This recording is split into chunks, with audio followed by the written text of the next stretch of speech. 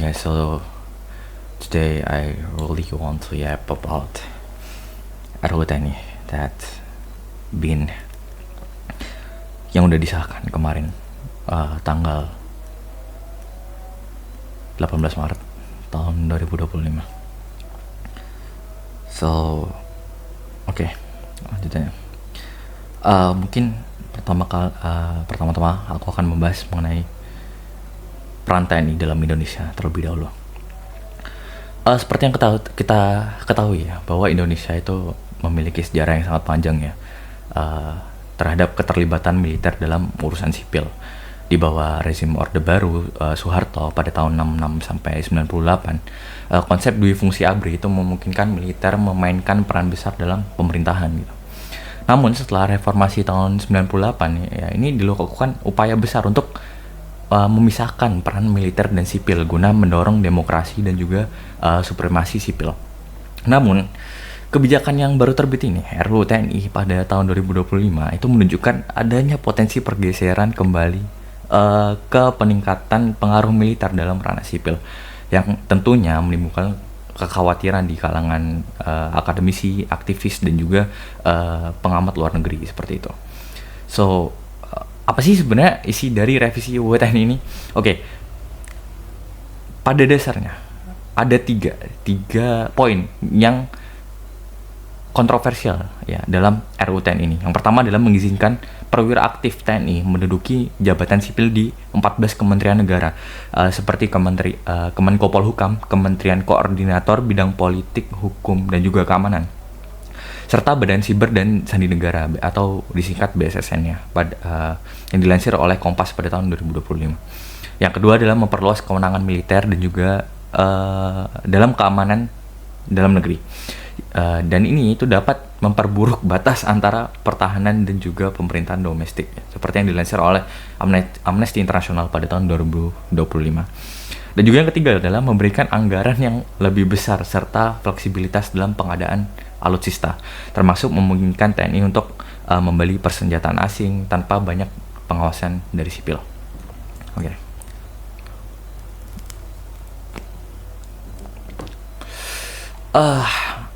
So tentunya ketentuan-ketentuan ini itu menimbulkan kekhawatiran besar ya mengenai konsolidasi demokrasi Indonesia dan hubungan sipil militer.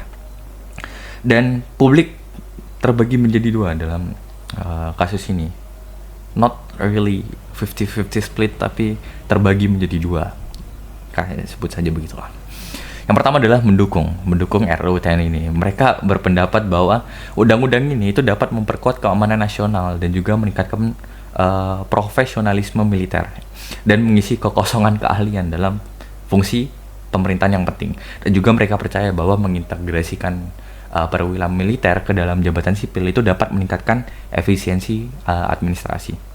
Dan juga ada kubu lain, kubu yang kontra, kubu yang menentang terbitnya RUU TNI ini, yang memperingatkan bahwa kebijakan ini itu dapat menandai kembalinya dui fungsi ABRI yang ada pada zaman Soeharto ya, pada zaman Orde Baru, yang mengancam tata kelola demokrasi dan juga akuntabilitas. Yayasan Lembaga Hukum Indonesia ini menyebutnya sebagai momen gelap bagi demokrasi, yang dilansir oleh media Indonesia pada tahun 2025.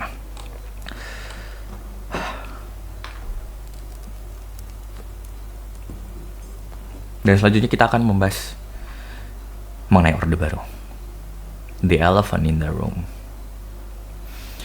Orde Baru pada tahun 1966 hingga 1998 di bawah kepemimpinan Soeharto ini ditandai dengan otoritarianisme, dominasi militer, dan juga kontrol negara yang kuat terhadap masyarakat. Rezim ini muncul setelah peristiwa G30 PKI pada tahun 1965, which is adalah tanggal kelahiran gue, but that's irrelevant anyways. Yang menyebabkan pembersihan besar-besaran ya terhadap tersangka komunis. Kemudian faktor-faktor apa saja sih yang membentuk Orde Baru ini dalam perspektif internasional ya, karena aku ini ingin membahas dari perspektif internasional gitu.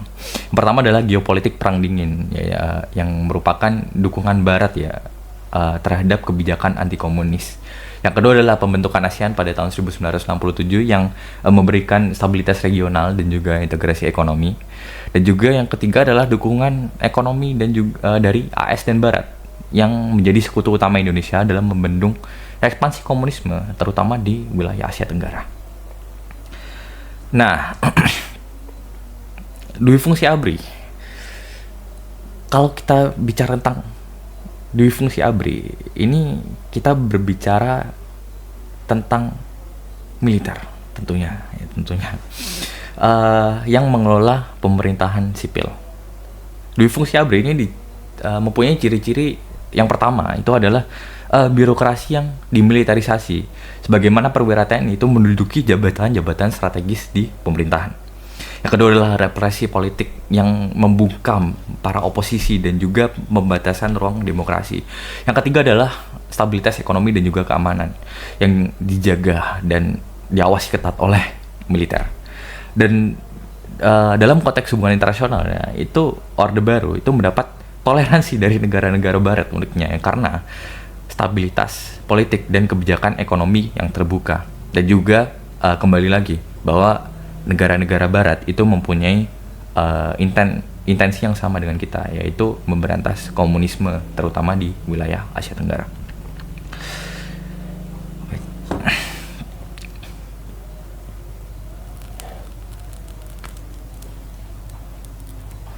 Oke. Setelah kita membahas sekilas tentang Orde Baru dan juga dui fungsi ABRI, ya, terutama dalam konteks hubungan internasional ya, mari kita bahas tentang RUU TNI. RUU TNI ini digadang-gadang sebagai kembalinya Orde Baru dalam hubungan sipil militer. RUU TNI yang diajukan pada tahun ini yaitu memungkinkan perwira aktif untuk menduduki posisi sipil di 14 kementerian negara seperti yang aku sebutin tadi. Dan juga ini tentunya menimbulkan kekhawatiran yang masif ya, yang sangat besar terhadap rakyat Indonesia, rakyat sipil yang sedang yang mengkhawatirkan bahwa Indonesia ini sebenarnya sedang kembali ke zaman Orde Baru, ke pola pemerintahan Orde Baru dalam konteks global yang tentunya berbeda ya. Karena pada saat ini Indonesia itu tidak mempunyai backingan Barat, dan juga sebenarnya ini berpotensi mendapatkan kritik yang benar-benar keras ya dari Barat, karena ini dianggap dan memang memunculkan pertanyaan gitu mengenai mundurnya demokrasi. Dan juga kita tidak mempunyai intensi yang sama dengan Barat, kita tidak sedang memberantas komunisme lagi. So yeah, it doesn't looks good in Indonesia. So mari kita kritik RUU TNI ini berdasarkan rekam jejak militer dalam pemerintahannya. Secara historis memang I kid you not guys, di luar ada yang ketok-ketok pintu gue. Gue kira siapa ya kan. Karena gue bikin video ini gue.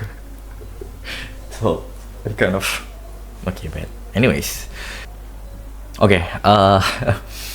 anyways guys. Oke, kita lanjutkan pembahasan kita. Ini mengenai kritik objektif terhadap RUU TNI berdasarkan rekam jejak ya dalam kepemerintahan. Secara historis memang keterlibatan militer dalam pemerintahan sipil ini bukanlah hal yang baru ya, bukanlah hal yang benar-benar unik ya dalam pemerintahan kita ini. Karena ya seperti kita tahu, yang aku udah bahas berkali-kali, bahwa dui fungsi ABRI pada zaman Orde Baru, pada zaman Soeharto ini memanglah gagasan yang sudah ada gitu loh jadinya.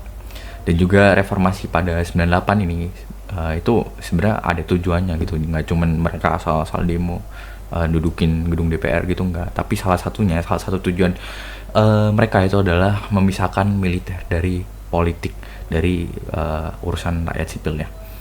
Tetapi revisi UU TNI pada tahun 2025 ini justru membuka kembali peluang keterlibatan militer ya dalam ranah sipil gitu.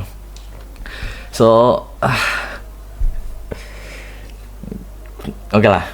Oke, mari kita bahas mengenai berdasarkan rekam jejak yang sudah ada ya.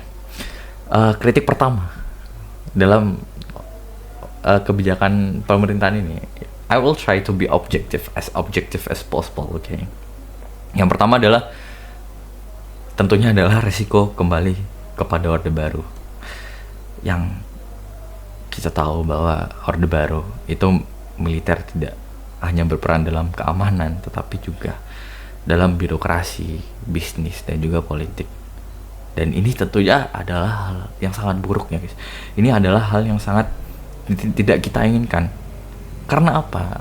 Karena ini akan mengakibatkan terjadinya militerisasi kebijakan publik, di mana keputusan negara itu didasarkan pada kepentingan golongan tertentu, kepentingan pemangku kekuasaan, dan juga kepentingan quote-unquote keamanan daripada kesejahteraan rakyat luas, daripada kesejahteraan rakyat sipil yang menjadi yang seharusnya menjadi prioritas ya.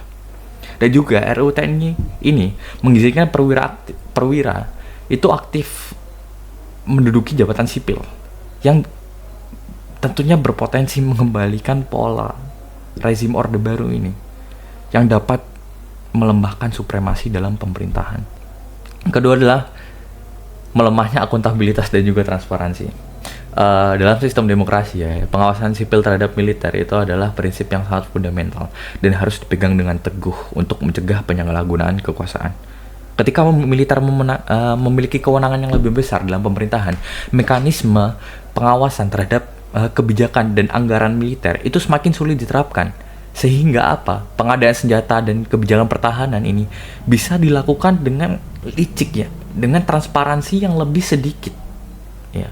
Dan juga ini tentunya berpotensi meningkatkan korupsi dan juga penyalahgunaan wewenang, seperti yang kita bisa lihat pada Dwi Fungsi ABRI pada zaman Orde Baru pada tahun 98 itu. Dan juga yang berapa nih? Ketiga. Yang ketiga itu adalah ancaman terhadap netralitas militer. Ya, seperti kita tahu ya bahwa salah satu pencapaian reformasi yang terbaik itu adalah memastikan bahwa TNI itu selalu netral dalam politik, tidak terlibat dalam pemilu, dan juga tidak memiliki afiliasi dengan partai politik manapun. Oke. Dan dengan diberikannya posisi sipil kepada perwira aktif ini, itu terdapat potensi bias politik dan juga kepentingan kelompok dalam kebijakan publik. Entah itu mementingkan yang sama-sama militer atau apa. Yang kita akan bahas selanjutnya. Oke guys.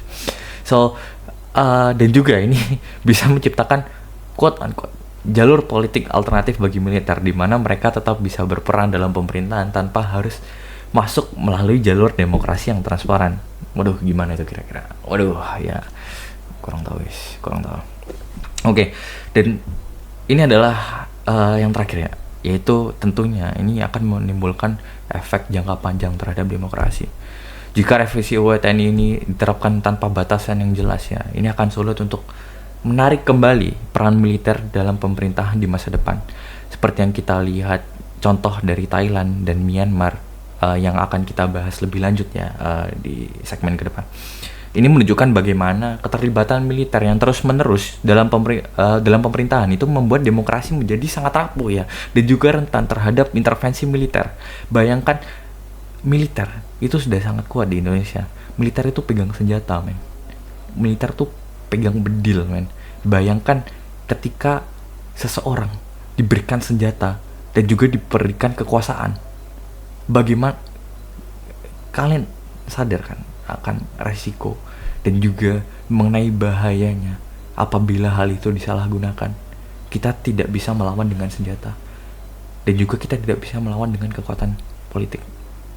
Dan juga pada akhirnya ini akan menimbulkan kecenderungan terhadap otoritarianisme, karena militer memiliki kontrol yang lebih besar terhadap kebijakan sipil. Nah, selanjutnya ini mengapa sih kita sebagai masyarakat sipil, sebagai orang biasa itu harus selalu mengawal dan memperhatikan RUU TNI ini? Kenapa sih kita harus peduli gitu? Apa sih impact dan dampaknya ke kehidupan kita sehari-hari itu? Nah, RUU TNI ini bukan sekedar kebijakan teknis tentang peran militer ya, tapi ini adalah isu yang sangat besar dan juga sangat mempengaruhi masa depan demokrasi di Indonesia. Masyarakat sipil itu harus lebih memperhatikan RUU TNI ini ya, itu kenapa? Yang pertama adalah dampaknya terhadap hak sipil. Jika militer memiliki kewenangan yang lebih luas dalam urusan sipil ya, dan dalam keamanan dalam negeri, kebebasan sipil itu dapat terancam. Potensi penggunaan militer dalam penanganan unjuk rasa atau perbedaan pendapat itu meningkat. Seperti yang kita lihat pada pengawalan di pengesahan UU TNI di Vermont yang dijaga oleh TNI, padahal seharusnya TNI itu bukan job desk TNI, itu bukan kerjaan TNI, itu sebenarnya kerjaan polisi. Dan juga demo-demo yang sekarang sudah mulai terlihat ya, dijaga oleh TNI. Itu adalah salah satu contoh konkret dari poin ini. Dan yang kedua adalah penegakan hukum yang seharusnya menjadi ranah kepolisian dan lembaga sipil lainnya itu bisa tergantikan oleh pendekatan militeristik yang seperti di contoh yang aku sebutin tadi. Dan juga kebijakan yang tidak populer bagi pemerintah itu bisa ditegakkan dengan pengaruh militer sehingga mengurangi ruang bagi masyarakat untuk bersuara.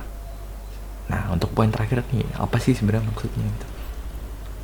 Jadi kalian yang mempunyai kritik terhadap pemerintah, yang mempunyai pandangan yang berbeda terhadap pemerintah, itu dapat dibungkam, diopresi oleh kekuatan militer ini, sehingga ya that's kind of bad. Bayangkan kalian mempunyai perbedaan pendapat dengan seseorang nih, terus kalian langsung hilang gitu. that's not funny. Bayangin kalian berantem sama cewek kalian gitu, terus tiba-tiba ditembak Persona 3 style. Oke, lanjutlah ke poin berikutnya ya, yaitu resiko penyalahgunaan kekuasaan. Dengan diberikan akses yang lebih besar ke sektor sipil ya, militer itu dapat memperkuat pengaruhnya dalam politik dan ekonomi yang tentunya berpotensi menciptakan pola oligarki baru, di mana kebijakan ini lebih dikendalikan oleh kepentingan kelompok tertentu dalam militer. Dan juga tentunya korupsi dalam anggaran pertahanan itu perlu dipertimbangkan dan juga perlu dikawal ya. Terutama jika mekanisme pengawasan dari lembaga sipil itu melemah, karena seperti kita tahu lembaga yang dipegang oleh sipil sekarang pun bisa dipegang oleh TNI ya. So iya, kita sebagai rakyat, sebagai individu itu tidak bisa mempercayakan hal-hal ini lagi, seperti ini lagi ke lembaga pemerintahan. Dan selanjutnya adalah kompetensi dalam pemerintahan berkurang. Dan ini adalah poin yang benar-benar pengen aku highlight gitu. Kayak bayangin kalian kuliah, lama-lama kuliah hukum, lama-lama 1 S2 S3 gitu. Bayangin kalian kuliah, jangan deh, kita ambil dari saintek deh. Misalkan kalian kuliah jadi itu teknik informatika gitu, atau misalkan data science gitu. Terus nanti posisi di pemerintahan itu diambil oleh orang-orang kayak yang tidak berkompeten gitu ya, seperti menteri. Anyways, kita lanjutkan. Bayangin kalian udah kuliah lama-lama nih guys, tapi intinya gini nih, bayangin kalian sudah lama-lama belajar gitu ya kan, kalian sudah kuliah lama-lama gitu, menuntut ilmu, disertasi, skripsi, bla bla bla, tapi ujung-ujungnya posisi di pemerintahan kalian diambil oleh TNI, diambil oleh orang-orang yang tidak mempunyai kompetensi seperti itu, yang baru belajar 6 bulan terus diangkat gitu, yang tidak memahami nuans-nuansnya gitu. Sementara kalian yang benar-benar paham nih mengenai certain things itu nggak dapat kerjaan gitu, karena kalian tidak ingin menjilat pemerintah gitu. Anyways, basically meritocracy is dead. Okay. So next point is ancaman terhadap stabilitas jangka panjang ya. Apa sih maksudnya ini? So, jika militer semakin dominan dalam pemerintahan, itu akan menimbulkan terjadinya gesekan ya antara elit sipil dan juga elit militer yang dapat memicu krisis politik yang tentunya kembali lagi kita lihat pada zaman Bapak Soeharto yang ya seperti itulah. Dan juga demokrasi yang sehat ini tentunya membutuhkan batasan yang jelas antara sipil dan juga militer, dan itu adalah hal yang sebenarnya tidak bisa dipisahkan ya kalau kita membahas tentang demokrasi, especially itu kayak air dan minyak, kayak gue sama dia gitu, tidak bisa bersama. Oke, sipil dan militer ini tidak bisa disatukan, job desk-nya berbeda, kompetensinya berbeda, so you cannot put them in the same context, okay, in the same fucking job.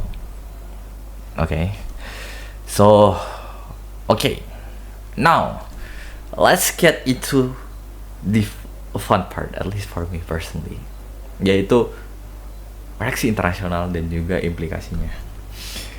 This is a geek stuff, so you guys can skip this if you want, but this is actually the point of this video, the entire point of this video. So yeah, reaksi internasional dan implikasinya. Oke, mari kita pertama bahas tentang pendukung demokrasi, yaitu negara-negara barat ya, mainly negara-negara seperti Amerika Serikat, Australia, dan juga anggota-anggota Uni Eropa yang telah mendukung penuh tradisi demokrasi Indonesia, mungkin akan sangat kecewa ya melihat RUU TNI ini yang menunjukkan tanda-tanda kemunduran demokrasi.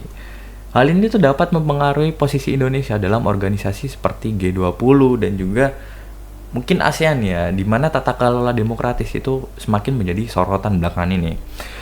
Kemudian kita akan membahas dari perspektif negara otoriter seperti Cina dan negara-negara dengan pengaruh militer yang kuat ya dalam pemerintahan, mungkin melihat ini itu sebagai peluang besar ya untuk memperkuat hubungan militer dengan Indonesia, terutama dalam perdagangan senjata dan juga kerjasama strategis.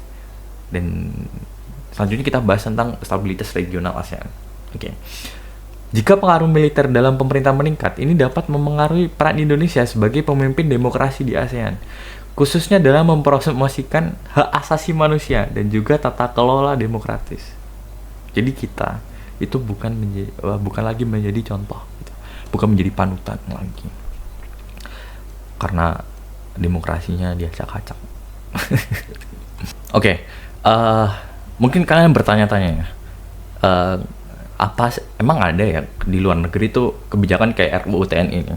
Emang ada ya? Kalau ada tuh bagaimana sih mereka bakal end up begitu? Mereka apa sih konsekuensi dari negara lain yang menerapkan kebijakan RUU yang serupa dengan RUU TNI ini? Seperti kita tahu ya bahwa presiden kita Bapak Prabowo itu kan sering membandingkan Indonesia dengan negara-negara lain. Oke, sekarang mari kita bandingkan kebijakan ini dengan kebijakan serupa yang pernah diterapkan oleh negara lain. Yang pertama kita bandingkan dengan Thailand ya. Thailand ini mempunyai sejarah militer dalam pemerintahan. Memang militer Thailand secara historis ini memiliki pengaruh yang sangat besar ya dalam politik, dengan beberapa kali melakukan kudeta militer dan juga tentunya ya menguasai jabatan sipil. Nah, setelah kudeta pada tahun 2014, junta militer Thailand atau biasa disingkat NCPO itu menerapkan konstitusi 2017 yang memberikan militer hak untuk merujuk 250 anggota senat yang memiliki kekuasaan besar dalam pemilihan perdana menteri. Banyak perwira aktif militer itu ditempatkan dalam posisi pemerintahan, termasuk di Kementerian Ekonomi dan juga Kementerian Infrastruktur. Nah, apa dampak dan akibat yang dirasakan oleh Thailand ya dari kebijakan ini? Yang pertama adalah demokrasi yang sangat-sangat lemah. Pemilihan umum itu tetap diadakan ya, tetapi struktur politik mereka itu tetap dikendalikan oleh militer.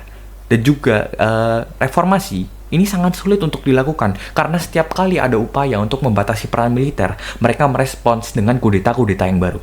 Dan juga yang terakhir adalah militerisasi kebijakan politik. Pemerintahan ini cenderung mengadopsi pendekatan militeristik ya terhadap masalah sosial seperti protes mahasiswa dan juga kebebasan pers.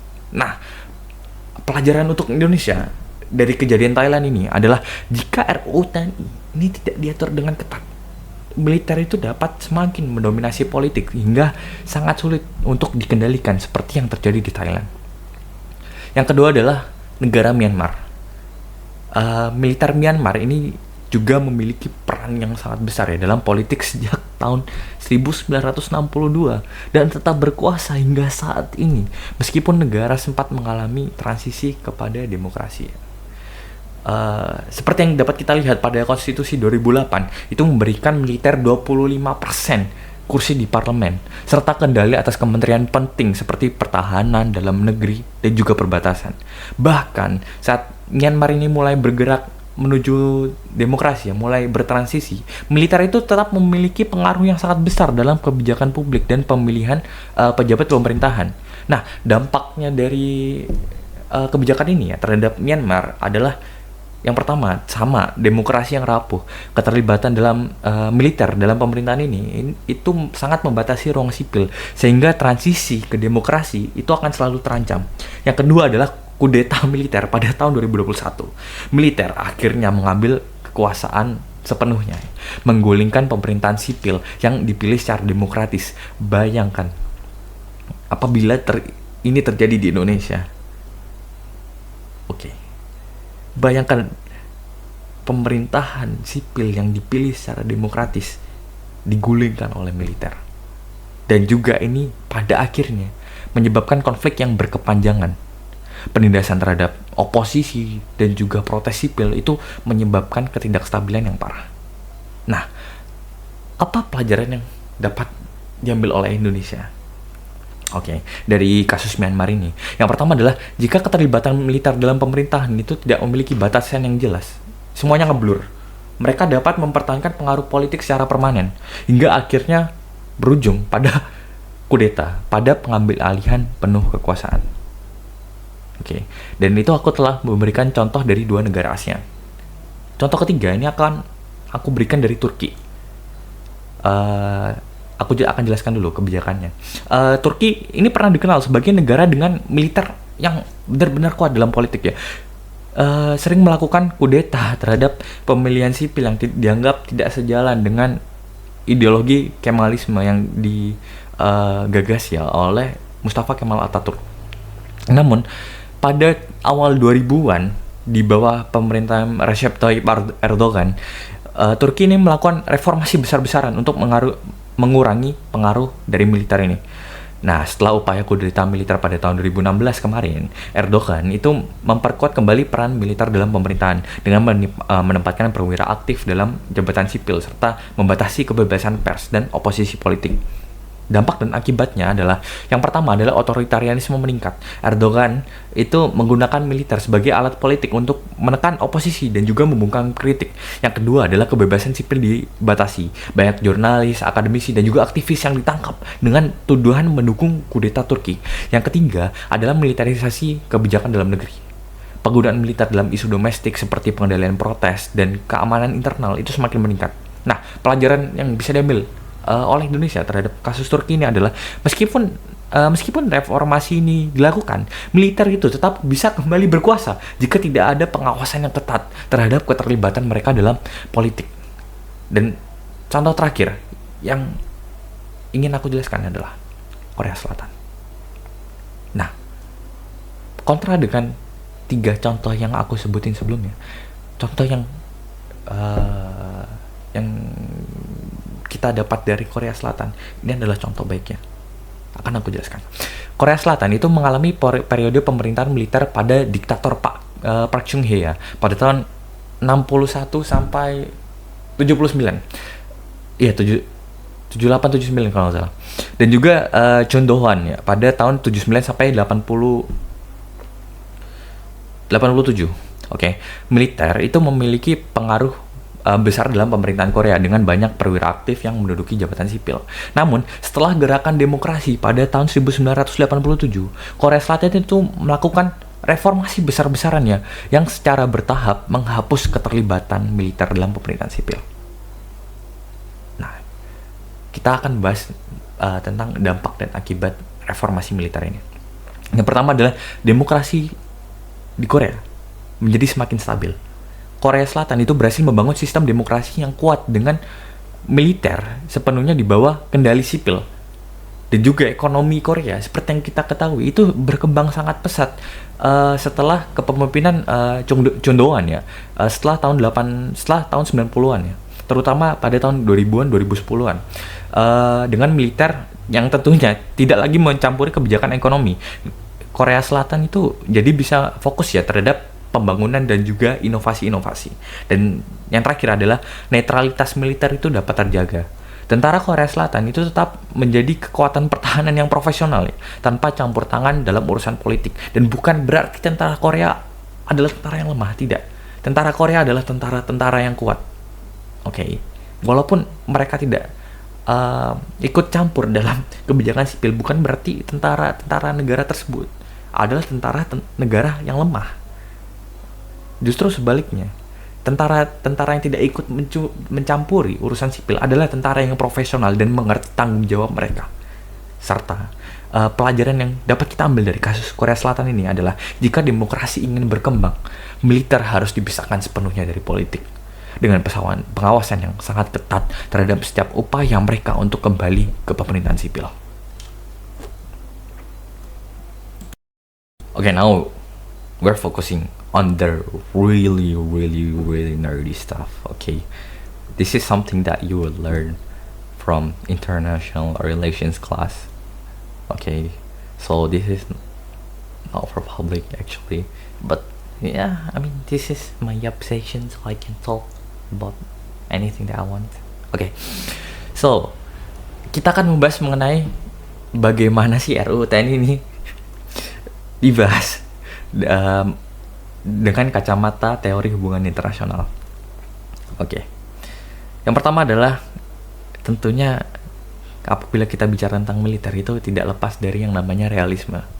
Nah, secara singkat ya, agar mungkin kalian masih stay tune di sini dan pengen dengar ya pingan go.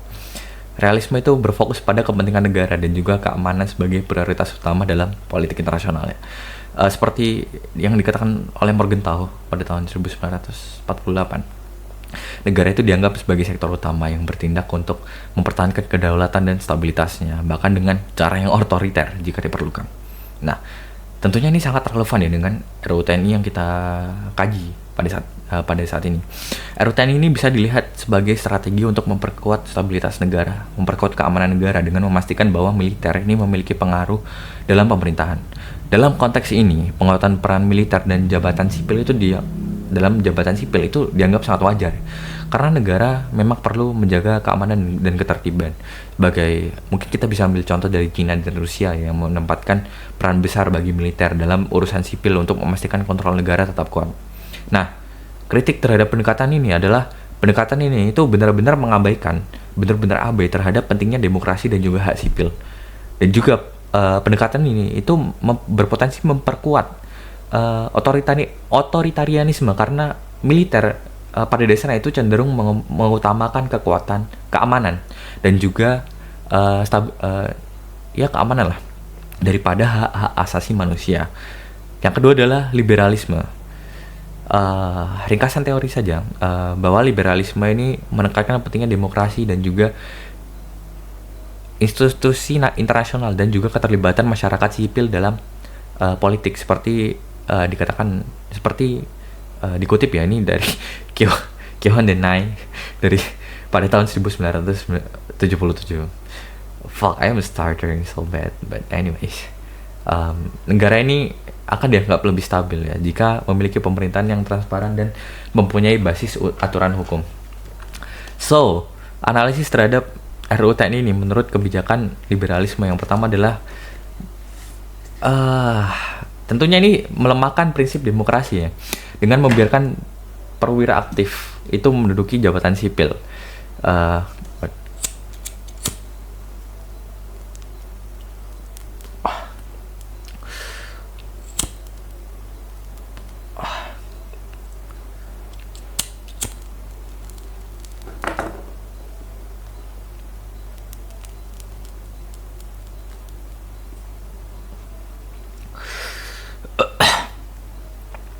Yang kedua adalah merusak kepercayaan internasional terhadap demokrasi Indonesia, terutama dari mitra-mitra seperti AS, Uni Eropa, dan juga Australia yang aku bahas tadi. Dan yang terakhir adalah berpotensi menghambat kerjasama dengan lembaga internasional seperti PBB, ASEAN dalam isu-isu demokrasi dan juga HAM. Nah, kritik terhadap approach liberalisme ini adalah cenderung mengasumsikan bahwa negara itu selalu rasional dan akan memilih demokrasi, padahal dalam praktiknya bahwa banyak negara itu lebih mengutamakan kepentingan politik domestic policy daripada demokrasi itu sendiri. Okay, so that is from two classic IR perspective. Dan aku akan coba tackle ini dalam perspektif selanjutnya dalam perspektif konstruktivisme. Konstruktivisme ini seperti disebut Wendt pada tahun 1999 ya. Konstruktivisme ini menekankan bahwa identitas, nilai, dan norma dalam hubungan internasional itu berubah seiring waktu, bergantung bagaimana aktor-aktor politik itu membentuk narasi dan kebijakan. Nah, analisis terhadap RUU TNI ini apa sih? Analisis terhadap RUU TNI menurut konstruktivisme itu adalah RUU TNI ini bisa diartikan sebagai perubahan norma ya dan identitas militer dalam Indonesia dari yang sebelumnya dipisahkan dari politik pasca reformasi tahun 98 itu menjadi kembali aktif dalam pemerintahan.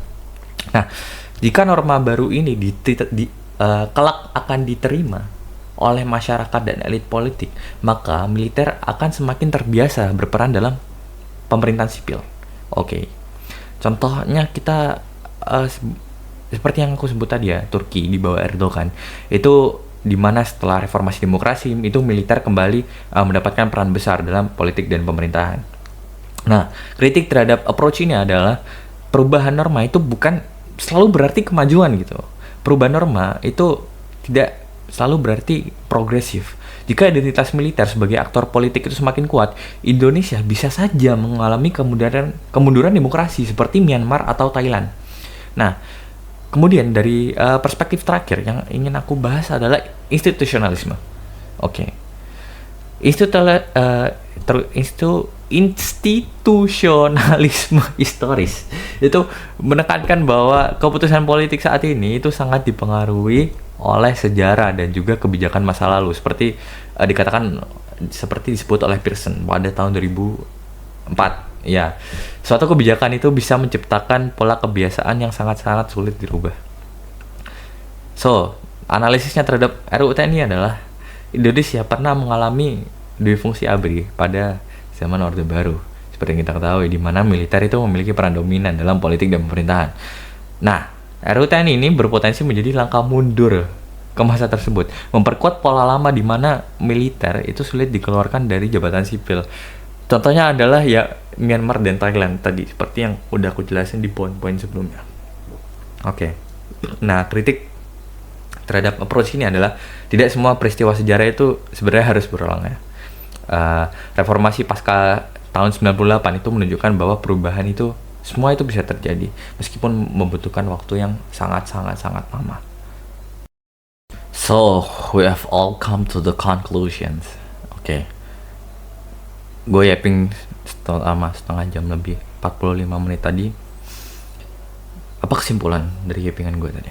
Oke.